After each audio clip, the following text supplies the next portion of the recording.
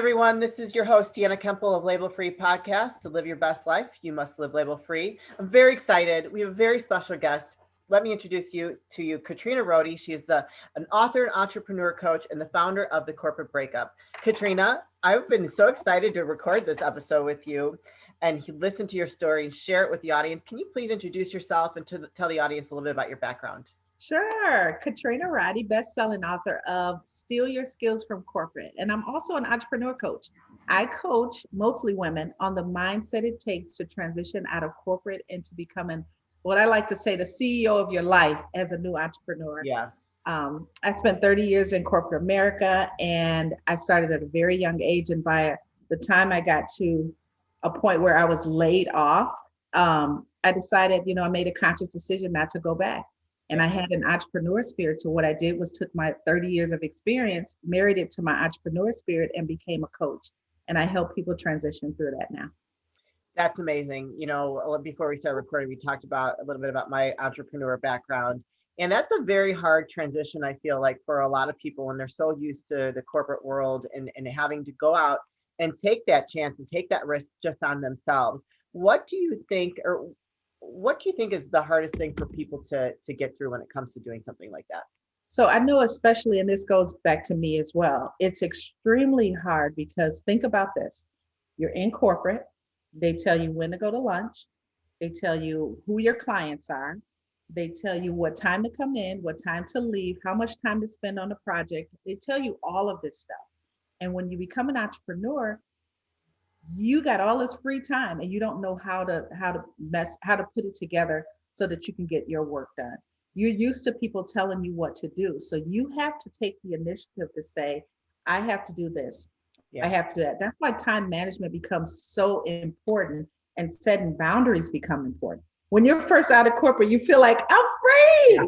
And then you're like, I'm free. Like, what do I do? I need to feel like I'm worth something and I'm doing something. So I think that's the hardest part. And along with that, Deanna, is the transition. For me, and I'm very vulnerable and I'll tell my story. After I left, I cried the entire year because I felt like I didn't fit in. I don't fit in. I felt unworthy because I was always tied to a title. And this is how I introduced myself. And I couldn't introduce myself anymore because I didn't have anything. And so a lot of times people don't understand is that when I coach people, I coach them through their skills, right? Because of my book, their skills, the 8 steps. But what I really dig deep in is the fear of transition. And that's what a lot of people have. That's amazing. I mean, thank you for sharing that.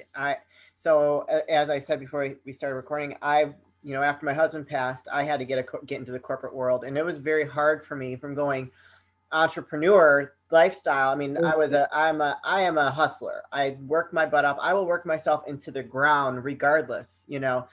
So after last year with everything that happened with COVID, I've lost my corporate job. And it is a little, I started adjusting, even though I had my own businesses aside from being in corporate. Yeah. I've had to adjust my frame of mind around now, okay, I've been unemployed for a couple months now. And, honestly, I don't want to have to go back. Yeah. I'm trying to hustle in every different area that I've got going on so I don't have to. But you're right. It is when you have been in that type of structure for so long, and you tell people, oh yeah, I work for so and so and this is what I do, and even though you do have all these other side hustles going on, you are still labeled by that corporate job. And so living label free, it can be quite the adjustment, and you have to go through some internal struggles to get to a place to where you're okay. It's a mindset reset. It really is. I tell people, don't shy away from the emotion. Feel it. Feel what it feels like. And that's just like, if anyone who, maybe if they were attached to some type of drug, or they could be taking that because they don't want to feel it. They don't want to feel the pain that comes with it. So I tell people, go through that. Feel the pain that comes with it. And then once you get out of it, I like to use the acronym MAKE MOVES. So MOVES is an acronym for you have to have a mindset reset. And that comes through, for me, it came through meditation, exercise, boxing, just stuff to get me going and, make me feel good about some things. eating the right things, all of that plays into a mindset. And then the second thing is own your own title. Like forget about what was and is two different things. Just because you were a SVP or VP or whatever you called yourself at your job, how about being the CEO of your life? That's bigger than any title that you could ever have. The V part of it is value your relationships. And I say that because you are surrounded with people who support you through this process. So value means I will help you build a board of directors that are around you that can help you, and that's 5 people. And then Yeah. the E is evaluate your money situation. Yeah. It goes deep. It goes deep as to why you have this relationship that you have with money. And that kind of comes from my financial background, and I help people with that. And then the biggest part of it all is the S. So moves. And when you get to the S, it's share your story. Like be vulnerable enough to share your story because you don't know who's listening and who can gain from whatever you're going through and Yeah. applying it to themselves. Oh my gosh, I love that. Why is it so important for someone to, if they're thinking about becoming an entrepreneur, to actually take that step to becoming one? It's important because if not, you're going to stay stuck Yeah. because there's some type of energy or there's some type of artistic ability that is in you. And Yeah. every time you take on a new job, you're going to get frustrated again. And every time you can't be free or label free, Yeah. you're going to get frustrated again. So if you don't act on it, then you'll never know. So Yeah. I think it's important. And for me, I set out to be an entrepreneur. I didn't know what that was or which way it would turn. The book took a whole new turn on its own. I thought my natural progression was to go to become an independent contractor, but Okay. that wasn't for me. So I tried, but it still felt like someone was over me and telling me what to do. And even though it was a contract, it still didn't feel right. And then when I became free of all of that, I could use my creative side. I could be creative as I wanted to be and build and work harder. And now I'm working towards something. I pick my own clients. Yeah. If I don't want to work with you, I don't work with you. Yeah. No, that's great. Oh my gosh, I love it so much. I mean, I think it's so important. If people, that's why I started the Label Free podcast. I think that people just pigeonhole themselves in these ideas that they've been programmed, it's like for their whole entire lives and what they're supposed to be.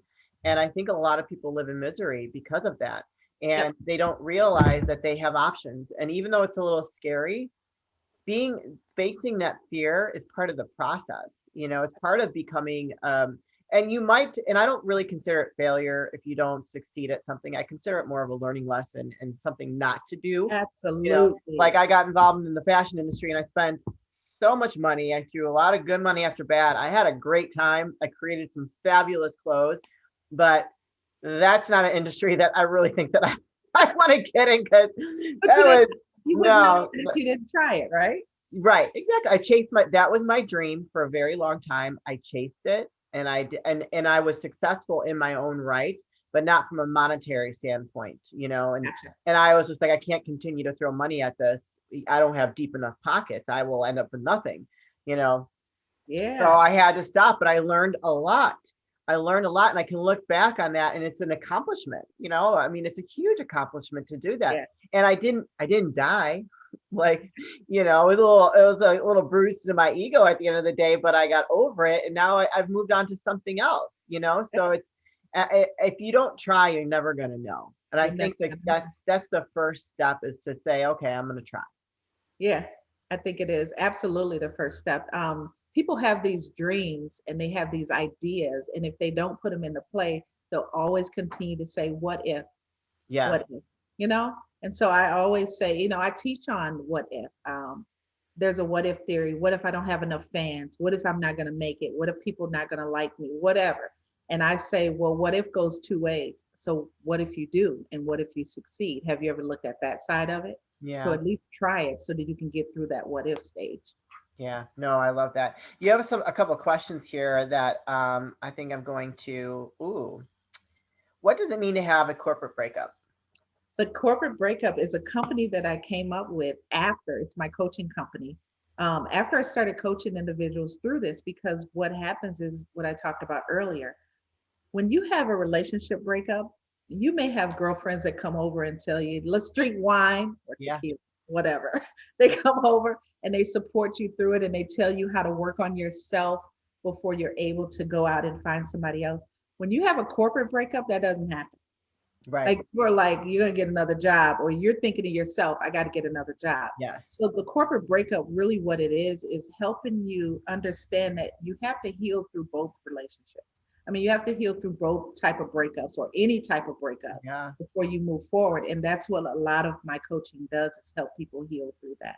So it became the corporate breakup. It's everywhere now, and so I have it on new shirt on. Love But it. yeah, it's about healing from the breakup. And you know what I think is interesting is that, before I met you through one of the networking events, Tony Peace, we got to plug him really quick.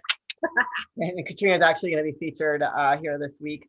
But nobody really talks about that. Like we do talk about breakups and all that, but they don't really talk about like that, like when you disconnect from something that's such a big part of your life, because I mean, we spend more time at work than we do with our family members. Yeah, absolutely. When I started in corporate, I started at the age of 18. So right out of high school into corporate. Corporate paid for my colleges through tuition reimbursement. I got my degrees through corporate. So I don't have a lot of college friends. I have corporate friends that Right. I grew up with. And so when you disconnect from all of that, it's like, what do I do? It's not just a breakup from the company itself, but now you're breaking up from friends that you may have had. Now I'm on the phone with my friends who are still in corporate and they're talking corporate jargon, and I'm sitting there like, doo doo, day night, day. He's like, yeah, I don't have to know all that stuff. I got my own thing going on. Like, that's my. Like, yeah, okay. But it is a breakup and you have to heal from it. And so that's the key to the corporate breakup, is just helping people heal from that. Yeah, because it can be a dysfunctional relationship. Absolutely. It sure can. Yep. Yeah. No, I mean, I really, in some respect, I'm not really employable. And I say that in the best possible way, because I really don't, You don't fit. I don't, Yeah. I don't fit. And I mean, I can make it work and I was successful in it, always a, top, top performer. But really, if I don't like something, they're going to know, like, there was, so my last role, I'm not gonna, they had implemented something that I thought was really not good. And I thought it was really, I thought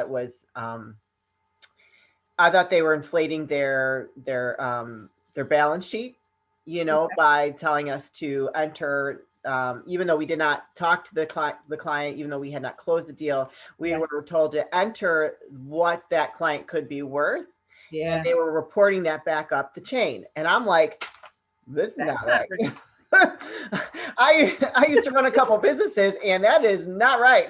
You're inflating your balance sheet, and you probably have to report all this just to the board and what have you. But yikes! And I questioned my boss quite a bit on that, and I was just like, that something does not seem right about this. And Can't question them, Deanna. well, I did. I'm not stupid, so I was like, I don't want to be responsible for some kind of like whatever. I'll see you on the next episode of American Greed. Oh, I don't even know what that is. Is that a show? Yeah, it's a show that comes on about stuff like that. Oh, snap. Yeah. Yeah. Okay. Well, I'm going to tell it like it is. Right. I'm just not I a think dishonest person. I'm not a dishonest person. towards the end of my career in corporate, that's the person I became, Good. because I'd seen so much stuff and I'd been in it for so long. And um, of course, you have a Black woman who's in corporate for 30 years. There were all kind of things that happened. And Sure. so a lot of times, you tell your story and you tell it so that people can hold on to it. Not in a bad way. I'm never doubting or downplaying the corporate people, or the life they live in. It just stopped being the place for me. Right. And so if I can encourage anyone who gets to a position where I am, like I had 3 layoffs in my career, and that's pretty tough. You go through that, and some people go. I heard a guy the other day said he had gone through 5, and Oh, I'm like, wow. wow. But a lot of times you go out of it and you don't know how to create your own career or use those skills to be an entrepreneur. So you go back into it and you get frustrated again. Yeah. So it's just a revolving door unless you put a stop to it. Yeah. Well, I'm slowly but surely. Well, I mean, my podcast is just doing amazing. We just got to figure out how to like increase some of the sponsorship opportunities, and Yeah. Well, I don't have to worry about going back. congratulations on having the number one podcast. I think that's awesome. Yeah, it's pretty cool. I mean, I'm loving every minute. I love meeting and talking to incredible people like you. I think it's so important to tell your story, and so because you don't know whose life you're going to touch. You don't know who's going to reach out to you, and you're going to make a profound impact in their life. And they're going to go from misery to happy, and like that to me. When I hear that someone has gotten an opportunity from, they're helping someone, it just like it just makes me so happy. Same here. Oh, what? Here's a good one. Okay. What did you learn from your first year as an entrepreneur? I learned that when you worked in corporate, you sat in your office and the person next to you sat in their office. You did your job, they did their job. Everybody had a job to do. When you become an entrepreneur, those jobs are your job.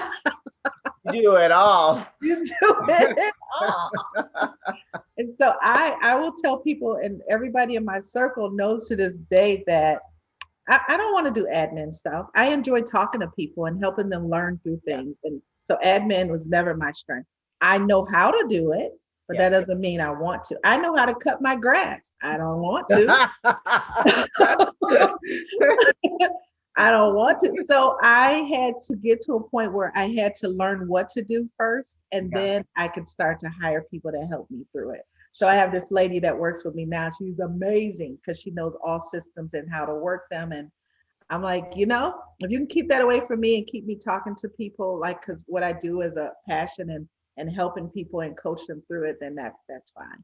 Yeah. But that's what I learned my first year. I'm like, wait, who has to do that? They're like, you're getting all these clients. You gotta keep up with them. I'm Yeah. like, wait, what? Yeah. You work more as an entrepreneur until you get your systems and processes Until you down. get your systems You down. work more than you ever have in your life. Like I know. I'm telling you, like, yeah. I mean, I'll be recording some days from like I get up at 5 and I go until like 11. It's insane, but I Yeah, love it. I love every minute of it. it's good stuff. Oh, I like this. You mentioned being in corporate as 30 years as a Black woman in corporate. Systematic injustices. Oh, so systemic injustices. Systemic, sorry. Yes. I read that wrong. There's a lot. There's a lot. And a lot of times we don't recognize it too. So, and I tell people this is from my perspective in being in corporate insurance. So corporate insurance has always been known to be dominated by white males. I mean, it's not a secret. And I think when I started, they were trying to make the change, and I was part of the change. So Mhm. I addressed that, but I don't feel like they quite made it. Sure. So being in that spot for 30 years, what I started to recognize is that some of my white colleagues would talk about being the CEO of companies or running a division and doing all of those things. But even though the group that I hung out with were very successful, we had these titles, we're very successful, but we never moved out of this one layer. We always stayed in this, what you would call like a mid layer of it. Okay. We weren't like at an assistant level. We had SVP, VP titles. We were very successful, very educated, but we never went above that because we didn't see above that. We didn't see other Black individuals in those roles to even apply for them or want to apply for them. So it kind of kept us in one little area where I could see some of my white counterparts are asking for it and they're because they can see themselves in it. So Sure. you can't get to what you can't see. And you Right. don't realize that because you're in it. And then when you take a step back like I am now and look back at it, then you're like, you know what? That was part of it. That was part Yeah. of systemic racism. You hear it in Hollywood all the time about hiring Black actresses and actors to take leading roles because they want more people to see that you can get to that role. Right. It's Yeah. the same thing in corporate. So you want to, hire more Black individuals and women and like everything just so that they can get to see who's in those roles. So That's that's what I saw. yeah, that's unfortunate to have to like when you leave, you see that. Yeah. It's like, wow, you know. Yeah. Taking a Yeah. look back.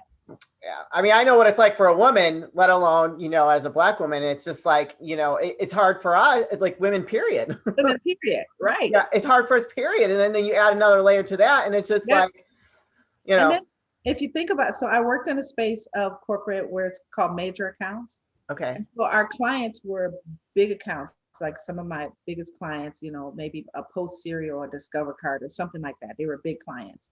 And your clients start to change. And when they start to change, if your company is not changing or keeping up with them, then the chances of you getting that account are slim because Yeah. you want to see diversity as well. If Sure. they're changing, you need to keep up with what other people are doing. Yeah. So, Well, I yeah, think that's important. I think that the more we move to diversity and more there's more active people making that happen, the better it's going to be. So, I 100% yeah. believe that. And one thing I want companies to know, or even if a small business is, diversity is not single. It comes with inclusion. Yeah. So you have to have both. You can't have peanut butter without the jelly. You can't have the ham without the burger. Oh, I love it. Right needs left. So diversity needs inclusion. If you're Yeah. going to hire me as a, diverse individual, you have to be able to include me as well. You're going to hire me as a woman, you have to include me in something as well. So Yeah. yeah. Yeah, there's two parts to it. So, quick story, and I'm gonna have you plug all your stuff. So, I did an interview for a role not too long ago, and I would have been a perfect fit. Like I had my territory was outside sales, what I've done before. I'm great in sales because I'm a very personable person, and the territory was the same territory I've worked in the past, and it was for HR resources. Okay. And I had what I did before. I was in safety. So I was already dealing with like HR managers and stuff. So I had Okay. already had the contacts Okay. for the whole territory. So after I got trained for this company, I would have been like plug and play. I would have been hit the ground running. And the interview was with a younger man, and I would have been a perfect fit. I would have been a perfect fit. Okay. They said they decided to go in a different direction, and I just thought to myself, it's because I'm a strong woman. I think I threatened him. I think I intimidated him because I was just being myself. I'm like, if they're not going to take me how I am, then I don't want to be in that role. So I was just being my normal self and talking. I did a presentation because I had to do a presentation for the role, Yeah. which I actually loved. I thought that was a great step that they added in the interview process. Yeah. But I was just shocked that they decided to go in another direction. I'm like, you know what? This guy's going to hire all men. Yes. That's what I thought to myself because he couldn't handle the fact that I was so strong and maybe a little bit too aggressive for him. And he didn't know how to deal with that. Like if I bring her on my team, how do I include her? He doesn't know that. So he's going to hire what he knows. And it's unfortunate, Deanna. I've been in that situation several times, and it's one of those things where you walk away from it saying, I'm a great salesperson. And the thing about it is he's missing out on a boatload of customers because he didn't hire you. Yeah. So it's costing him not to have hired you because now he's missing a whole different demographic of people. Yeah, for So sure. shame Oh, on him. yeah, I'm like, he's what's wrong with afterwards. After I got that, like the next day, I was like, he's what's wrong with corporate. I'm like, I was so mad.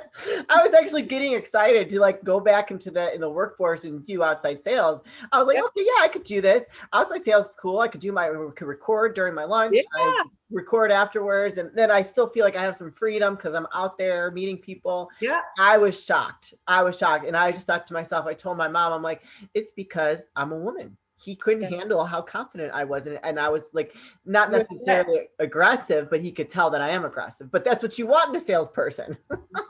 You were a threat to him, Deanna. Yes, Katrina, I was. Okay, with that being said, I love what you do. I love what you stand for. Thank Where you. can someone find you and reach out to you if they want to hire you to get through that corporate breakup? So you can go to my website at thecorporatebreakup.com. And then you can also find me on the social media platforms. I'm always under at KRoddy65, which is my birthday coming up June 5th. Oh, So yay. yeah, at KRoddy65 is on all my social media platforms, including Clubhouse. I see that. I see that. Yeah. Well, I will put all the links in the description of the episode. Before we come to a close, is there any last words that you like to leave with the audience? I would like to say thank you for joining. Thank you for listening. Thank you for making Deanna number one. Oh, We love that. thank you. Yes, thank you very much. And I appreciate you having the conversation with me. I think it's much needed conversation. Yes. All right. You're awesome. Well, I can't wait to see or do your presentation this week. You guys, this is your host, Deanna Kuempel with Label Free Podcast. To live your best life, you must live label free. Please don't forget to subscribe, like, comment, and share. And I'll be back soon with more dynamic guests.